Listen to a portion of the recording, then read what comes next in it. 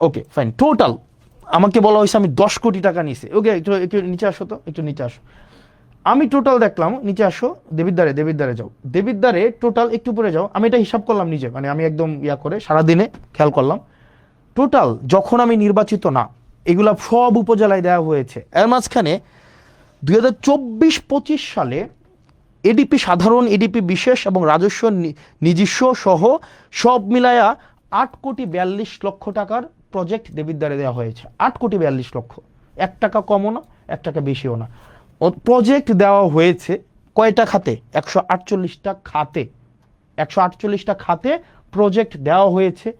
এর মাঝখানে কোনো কোনো প্রজেক্ট ইটান্ডারে আছে, কোনো কোনো প্রজেক্ট হচ্ছে এর মাঝখানে আপনার হচ্ছে ফার্স্ট বিল নেওয়া হয়েছে, কোনো কোনো প্রজেক্টের ওয়ার্ক অর্ডার দেওয়া হয়েছে, কোনো কোনো প্রজেক্ট কমপ্লিট, একটা প্রজেক্ট তো পূর্ণাঙ্গ কমপ্লিট হয় নাই। আমি খোঁজ নিয়ে দেখলাম আপনার হচ্ছে কোন প্রজেক্ট কি অবস্থায় আছে, এটা কিন্তু আপনার অনলাইনে গেলে আপনারা দেখবেন, মানে অনলাইনে সার্চ করলে এটা পাওয়া যায়। অথচ গত 2টা দিন মিডিয়া ট্রায়াল চালানো হলো, আমরা টাকা নিয়ে গিয়েছি। এবার আসেন কোন কোন প্রজেক্ট, 148টা প্রজেক্ট আমি আলাদা করছি। একদম নিচে চলে যান, একদম নিচে চলে যান। ওকে, দেবিদ্বারে, ওকে, দেবিদ্বারে যান, এই যে আরো নিচে যান। উনি আমাকে বললেন আমি 10 কোটি টাকা নিয়ে গিয়েছি। 10 কোটি টাকা নিয়ে গিয়েছি, টোটাল হচ্ছে 3-4টা ভাবে অন্যান্য উপজেলার মতো করে দেবিদ্বারেও বরাদ্দ দেওয়া হয়েছে 148টা খাতে, বিভিন্ন 6টা ভাগে, 6 ভাগে সব উপজেলার সাথে বরাদ্দ দেওয়া হয়েছে। এবার দেখেন প্রত্যেকটাই টেন্ডার প্রক্রিয়ার মধ্য দিয়ে হয়েছে।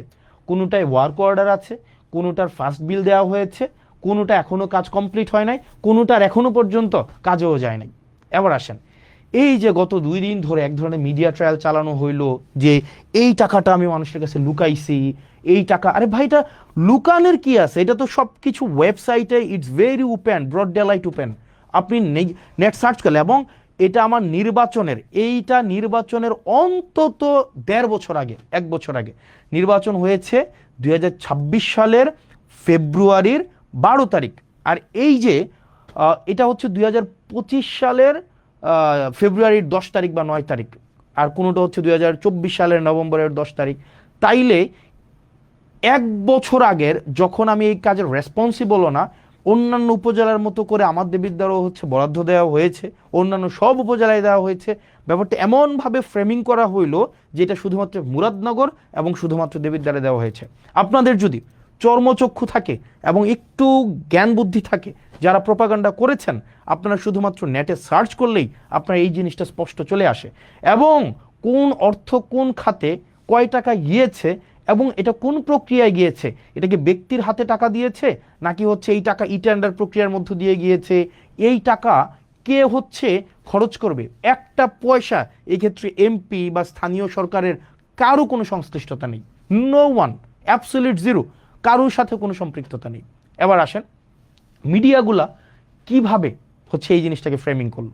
মিডিয়াগুলো ফ্রেমিং করলো মানে জাস্ট কনসেন্ট ম্যানুফ্যাকচারটা কিভাবে করলো।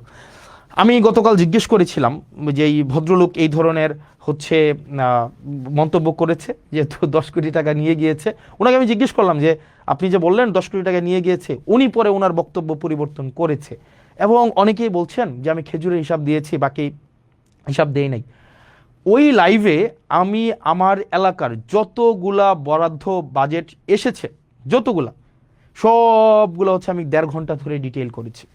একই সাথে সাথে সেইখানের একটা 40 সেকেন্ডের জায়গায় শুধু আমি সেটা নিয়ে কথা বলেছি, প্রত্যেকটার একটা একটা করে আমি হচ্ছে ডিটেল বলেছি, এবং পরবর্তীতে আমার একটা পেজ আছে জবাবদিহিতা, সেখানে প্রতিনিয়ত আপডেট জানানো হয়, প্রতিনিয়ত আপডেট জানানো হয়। তো এখন যেটা দাঁড়াইছে, এখন আপনি আমাকে প্রশ্ন করতে পারেন, আপনার প্রত্যেকটা প্রশ্নের উত্তর আমি কি প্রতিনিয়ত, ধরেন আপনি আমার বিরুদ্ধে একটা মিথ্যাচার করলেন, আমি এটা মিথ্যাচার করলাম যে এই ধরনের একটা কাজ হয়েছে, আপনি যার উপরে মিথ্যাচার করেছে তার উপরে বার্ডেন অফ প্রুফ না প্রমাণ করার, বরং যিনি মিথ্যাচার করেছেন উনি প্রয়োজনে প্রমাণ করবেন। সবার বাসায় এখন মোবাইল আছে, সবার বাসায় এখন ফেসবুক আছে, সবার বাসায় এখন সার্চ করলেই 2 মিনিটে জাস্ট www.jp.kumilla.gov.bd, ওখানেই পুরা ডিটেল দেওয়া আছে। এখন এটাকে যেভাবে ফ্রেমিং করা হলো এটা খুবই দুঃখজনক। এবার আসেন, এখানে আমি একটা প্রথম আলোর এক ধরনের মাফিয়াগিরি আমি আপনাদেরকে বলি। প্রথম আলো কালকে একটা নিউজ করেছে। প্রথম আলো নিউজটা কিভাবে করলো? প্রথম আলো নিউজটা করছে ফর এক্সাম্পল আমি যদি সার্চ করি প্রথম আলো ওই নিউজটা কই আছে, মানে প্রথম আলো, এটাকে অনেকে বিভিন্ন ভাষায় বলে, বিভিন্ন নামে এটাকে বলে থাকে। ওখানে আমাকে নিয়ে গতকাল একটা নিউজ করলো না, যে কি যেন, এটা সার্চ কেমনে করে বের করবো বলো তো, খুঁজুন। ওই যে মানে প্রকল্পের কি বলা যায় এটাকে, মানে 10 কোটি টাকা 25 কোটি টাকা হাসনাত এবং আসিফ মেরে দিয়েছে, এটা কই? Okay fine. ওখানে আপনি যদি নিউজটা দেখেন, নিউজটা হচ্ছে কি, প্রথম আলো নিজে বলতেছে না, প্রথম আলো কার মাধ্যমে বলতেছে, নিউজটা হচ্ছে এরকম, 25 কোটি টাকা তুলে নিয়ে গিয়েছে, এই টাইপের কোনো কিছু একটা, মানে ব্যাপারটা, এবং কলম দিয়ে লিখেছে এটা প্রথম আলোর বক্তব্য না, এটা জেলা প্রশাসকের বক্তব্য। যেমন এই জিনিসটা এভাবে হইতে পারতো। ধরেন আমরা যদি মাঝে মাঝে এই মিডিয়া মাফিয়াগুলো, যেমন এরা কিন্তু কিন্তু মিডিয়া না, মানে ধরেন নোয়ান চমস্কির একটা বই আছে, মানে কনসেন্ট ম্যানুফ্যাকচার আপনি দেখবেন, সেখানে বলা হয় যে মিডিয়া যে স্বতন্ত্রভাবে মানুষকে মিডিয়া আকারে সে হচ্ছে আপনাকে কোনো তথ্য দেয়, ব্যাপারটা এমন না। তার একটা আদর্শিক বায়াসনেস থাকে এবং সে সোসাইটির সাথে সে পলিটিক্যাল পেনিট্রেশন করে। যেমন আমাদের দেশের মিডিয়াগুলোকে যদি আপনি দেখেন, আমাদের দেশের মিডিয়াগুলো কিন্তু হচ্ছে ধরেন ফর এক্সাম্পল বসুন্ধরার কে আছে, বসুন্ধরার হচ্ছে মিডিয়া হচ্ছে কালের কণ্ঠ। কিছুদিন আগে দেখবেন এই কালের কণ্ঠ না, আপনি দেখবেন বসুন্ধরার যত ব্যবসায়িক স্বার্থ সেগুলোকে সংরক্ষণ করে হচ্ছে আপনার Kaler Kantho, news 24, Daily Sun, এগুলো হচ্ছে বসুন্ধরার যত কাজ, এগুলো হচ্ছে আপনার এক ধরনের পাহারাদার হিসাবে কাজ করে। আপনার এই যে বসুন্ধরার যত অপকর্ম আছে, যা কিছু আছে, যেমন কিছুদিন আগে আমাদের একটা ফাইট দেখতে আমাদের খুব মজা লাগছে, যেমন প্রথম আলো এবং বসুন্ধরার একটা ফাইট। যেমন প্রথম আলো লিখছে কালের কণ্ঠে বসুন্ধরা গ্রুপ রাষ্ট্রের ভিতরে আরেক রাষ্ট্র, তখন আবার কালের কণ্ঠ আবার প্রথম আলোর বিরুদ্ধে হচ্ছে নিউজ করছে। যেমন নিউজ করলো কি, এই যে তারেক জিয়াকে যেইভাবে 1/11 মধ্য দিয়ে তাকে দেশ থেকে তাড়ানো, তারপরে হচ্ছে -2 ফর্মুলা, সবগুলার কুশলী হচ্ছে এই হচ্ছে আপনার প্রথম আলো এবং ডেইলি স্টার, এই দুইটা হচ্ছে এক ধরনের মাফিয়া। ওরা ওদের ব্যবসায়িক যে স্বার্থটা, এই স্বার্থটাই হচ্ছে ওরা সংরক্ষণ করে। এখন ধরবেন গতকালের যে এই বিষয়টা হয়েছে, প্রথম আলো বলেন বা আরও কিছু কিছু এখন আওয়ামী সংশ্লিষ্ট যেসব মিডিয়াগুলো আছে, তাদেরকে এখনো পর্যন্ত সার্ভ করে যায়, ওরা দেখবেন ওরা বলবে যে আমি তো বলি নাই, ওই ব্যক্তি বলছে। ঠিক একইভাবে আমি যদি বলি প্রথম আলো হচ্ছে রাসূল সাল্লাল্লাহু আলাইহি সাল্লামকে কটূক্তি করেছে, এটা আমি বলি নাই, এটা কে বলেছে, এটা হচ্ছে অন্য একজন বলেছে। এই ট্রাম্প কার্ড কিন্তু আমরা খেলতে পারি, কিন্তু আমরা এই ধরনের বদমাইশি বা এই ধরনের হচ্ছে প্রথম আলো যে বদমাইশিটা করে, এই বদমাইশিটা আমরা করব না, কারণ ওরা শিক্ষা নেয় না। ঠিক একইভাবে অন্যান্য যে কালের কণ্ঠ যে বদমাইশি করে, আমরা এই বদমাইশি করব না। কারণ আপনারা যদি এই বদমাইশি করে আপনারা মনে করবেন যে আপনারা আমাদের ট্রান্সপারেন্সিকে আপনারা কোয়েশ্চেনেবল করবেন, আপনারা করতে পারবেন না, কোনোদিনও পারবেন না। কারণ সেখানে আমরা পিপলের ম্যান্ডেট নিয়ে এখানে দাঁড়ায় আছি, এবং যদি কোনো ধরনের অসততা, কোনো ধরনের হচ্ছে অর্থের কোনো 1 পয়সারও এদিক সেদিক থাকতো, এতদিন পর্যন্ত দাঁড়াই থাকতে দিত না, কম্প্রোমাইজ করতে হইতো। অ্যাটলিস্ট প্রথম আলো, ডেইলি স্টার, এই যে তারপরে হচ্ছে আপনারা মাফিয়াগিরি যেটা করতেছেন, এটা খুবই আনঅ্যাকসেপ্টেবল। এই মাফিয়াগিরি, এই ক্লিক বেইট জার্নালিজম অ্যাটলিস্ট আপনাদের কাছ থেকে আমরা প্রত্যাশা করি না। আপনি নিউজটা এমনভাবে করেছেন যে মনে হয়েছে এই যে টাকাটা আমি নিয়েছি। এখন দেখেন, অ্যাটলিস্ট আপনারা যে কাজটা করেছেন 25-30 বছর 40 বছর পরে এই হেডলাইন দিয়ে কিন্তু জাজ করা হবে। আপনি আমাকে বলছেন কি, রাজস্ব খাত থেকে 25 কোটি টাকা তুলে নিয়েছে হাসনাত আব্দুল্লাহ, আসিফ মাহমুদ। কে বলছে? জেলা প্রশাসক। কিন্তু আপনি নিউজের মধ্যেই দেখলেন যে এখানে ক্লারিফাই হইল এই কথাটা ভুল। তাইলে আপনি কেন ক্লারিফাই করলেন না, পরে কেন নিউজ করলেন না?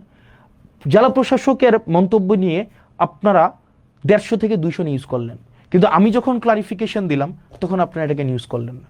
আপনারা সোসাইটিতে আপনারা একটা মতামত ম্যানুফ্যাকচার করতে চান, মানুষকে এই মতামতটা দিতে চান যে জুলাইয়ের মধ্যে যারা ছিল বা যারা নতুনভাবে রাজনীতিতে আসতে চাচ্ছে ব্যাকগ্রাউন্ড ছাড়া, আপনাদের একটু কালচার করবা, একটু আওয়ামী কালচার করবা, একটু হচ্ছে কালচারাল হচ্ছে ওই বিভিন্ন এগুলা বলতে এখন নিজের কাছে, মানে এই প্রতিষ্ঠানগুলো যদি সমাজে বিভাজন সৃষ্টির জন্য দায়ী করা যায়, এই প্রতিষ্ঠানগুলোকে দায়ী করা যাবে।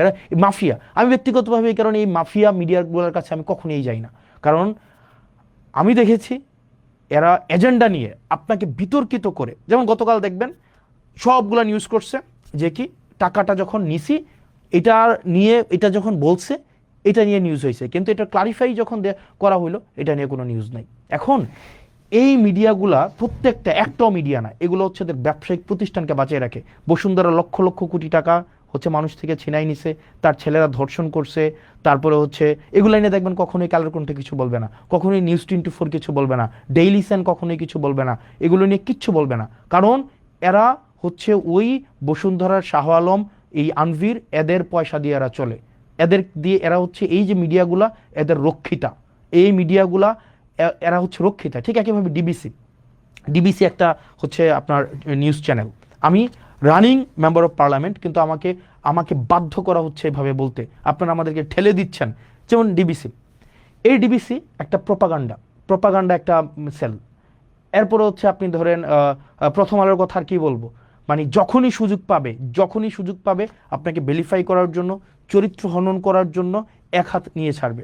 এখন এইভাবে আপনারা বারবার যে জনগণ বিরোধী একটা অবস্থান নেন, এটা খুবই অপ্রত্যাশিত।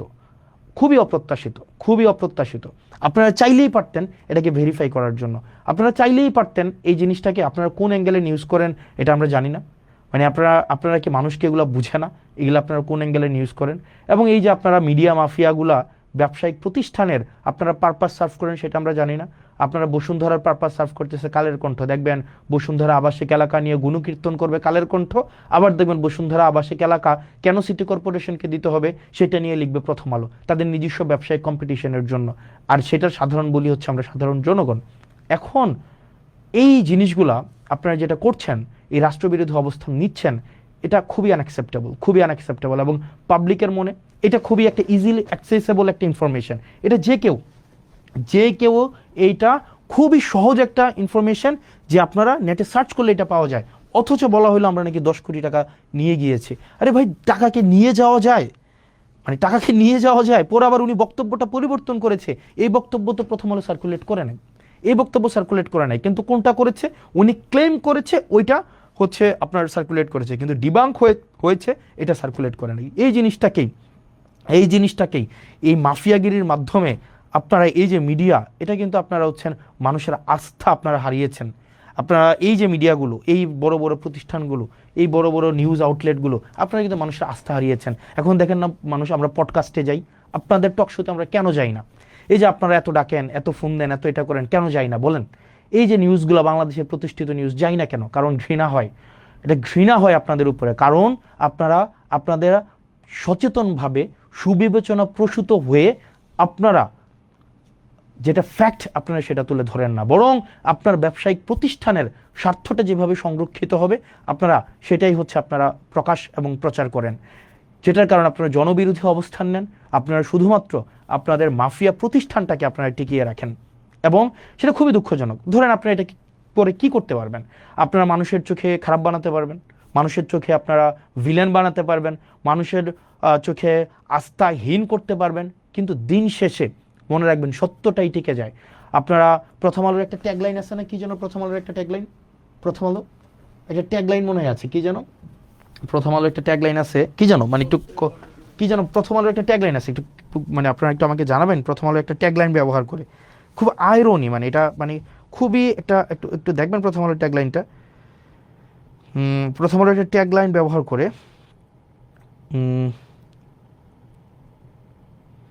কি যেন প্রথম আলোর ট্যাগলাইন ব্যবহার করে,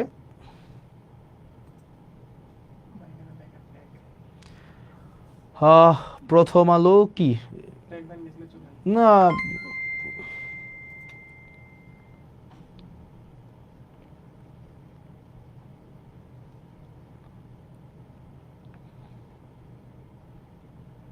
প্রথম আলোর কি ট্যাগলাইন, প্রথম আলো সব ভালো প্রথম আলো না কি যেন,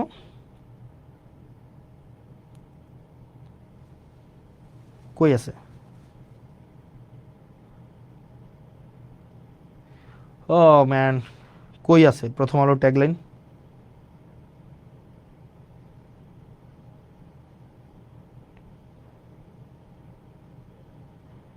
যা কিছু ভালো তার সঙ্গে প্রথম আলো। মানে মানে মানে যা কিছু ভালো তার সঙ্গে প্রথম আলো, মানে এইটা হচ্ছে প্রথম আলো ট্যাগলাইন, যা কিছু ভালো তার সঙ্গে প্রথম আলো। আমরা ভালোর সাথে থাকতে চাই, আমরা চাই আপনাদের সাথে, মানে কিন্তু আমি তো দেখলাম, হ্যাঁ দেখো একটু লিখে তো দেখো, লেখো না, যা কিছু ভালো তার সঙ্গে প্রথম আলো। কই এখানে? ওকে, কি প্রথম আলো ট্যাগলাইন কি দেখিয়ে দাও, প্রথম আলো কি ট্যাগলাইন ব্যবহার করে, ভালোর সাথে ভালোর পথে নাকি এরকম কিছু একটা, ভালো, ওকে হোয়াট এভার, যা কিছু। এখন দেখেন আমার কাছে তো মনে হয় না যা কিছু ভালো তার সাথে প্রথম আলো